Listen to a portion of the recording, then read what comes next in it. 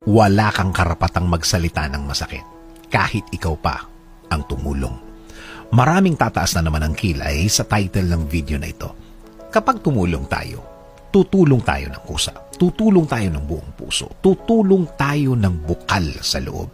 Dahil masarap naman talaga ang tumulong kesa ikaw ang tutulungan. Remember the phrase? It's better to give than to receive. Kapag ikaw ang tumulong, kapag ikaw ang nagbigay, alalahanin na ang binigay mo ay para sa ikabubuti ng taong tinulungan mo. Pero huwag mo namang idikta kung paano niya dapat patakbuhin ang kanyang buhay. Dito nagkakaroon ng conflict ang mga tulungan sa magkabilang panig. Kapag ang isa ay isinumbat na ang kanyang ibinigay at ang isa naman, feeling niya walang bayad ang tulong na ibinigay. Nagiging problema lang naman ang tulungan kapag ang feeling ng isa ay nagiging obligasyon na sa kanya ang tinutulungan niya. Ina-adjust na niya ang lahat para lang matulungan ang tinutulungan niya. Kapag may nasasakripisyo na, maghahanap ka na ngayon ng kapalit ng ibinigay mo. At ang isa naman, feeling ng tinutulungan, wala siyang obligasyon na magbigay ng sukli dahil ang alam niya, libre at walang balikan ng tulungan ang mangyayari.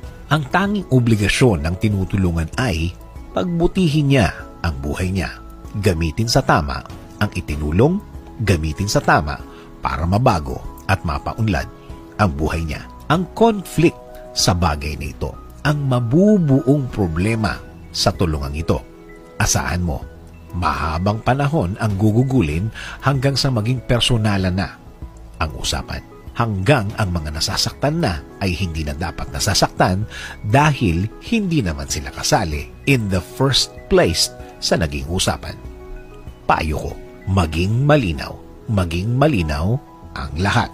Kahit pa yan ay kakilala, kaibigan, pamilya o kahit best friend mo pa, lagyan ng limit ang sarili. Tulungan hanggang kaya. Tumulong habang tinutulungan ng sarili niya ang tinutulungan. Again, maging malinaw at maging bukal sa loob palagi.